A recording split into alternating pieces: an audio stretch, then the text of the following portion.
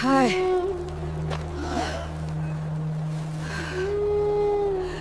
এই বুড়ো হারে আর কত সইবে?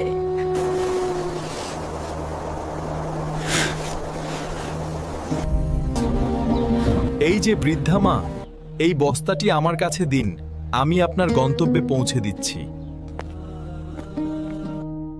মক্কায় মোহাম্মদ নামে এক লোক এসেছে, তার থেকে সাবধানে থেকো। সে একটা জাদুকর, নিজেকে আল্লাহর রাসূল দাবি করতেছেন।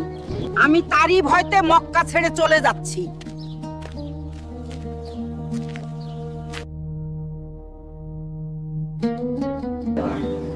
তোমার সাথে এত কথা বললাম, তোমার নামটাই জানা হলো না। তোমার নাম কি বাবা? আপনি এত সময় ধরে যার বদনাম করলেন, আমি সেই মোহাম্মদ। এমন মানুষ কি জাদুকর হতে পারে? আমি সাক্ষ্য দিচ্ছি, আল্লাহ এক।